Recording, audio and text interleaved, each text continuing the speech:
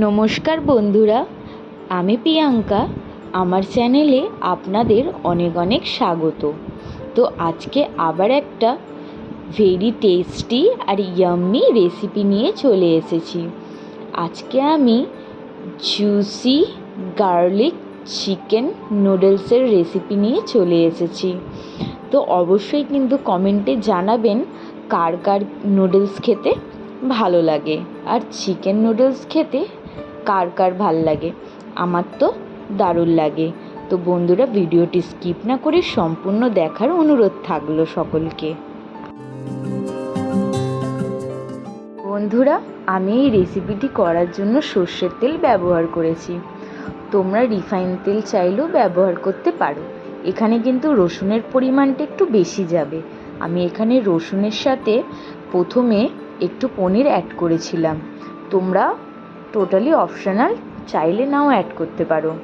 আর এখানে আমি চিকেন ব্যবহার করেছি। চিকেনটাতে আমি নুন আর হলুদ মাখিয়ে রেখে দিয়েছিলাম আধ ঘন্টা। তারপরে তেলে ভালো করে ভেজে নিচ্ছি। এখানে আমি দুটো বড় সাইজের পেঁয়াজ নিয়েছিলাম। পেঁয়াজগুলোকে আমি খুব একটা ছোট করিনি, খুব একটা বড়ও করিনি, মিডিয়াম স্লাইসের ভালো করে কেটে নিয়েছিলাম।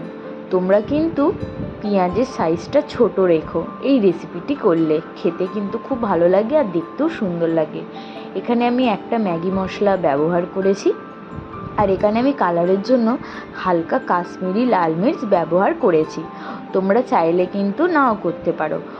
আর এখানে আমি ম্যাগি মশলা, শেজওয়ান সস, টমেটো সস আর সয়া সস, সব রকম সস ব্যবহার করেছি। তোমাদের কাছে যেগুলো অ্যাভেলেবেল থাকবে তোমরা দিতে পারো।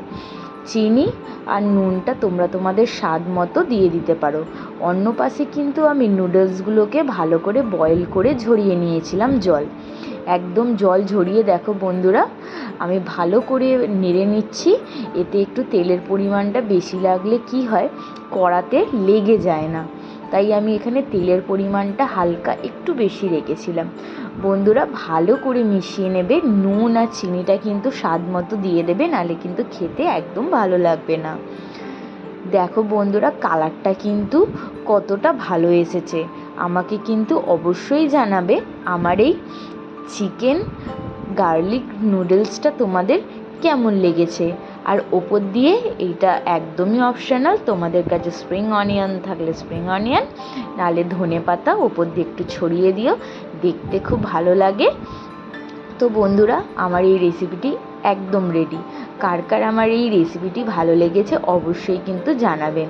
ভিডিওটি সম্পূর্ণ দেখার জন্য অনেক অনেক ধন্যবাদ। পরের ভিডিওতে আবার দেখা হচ্ছে। Bye bye.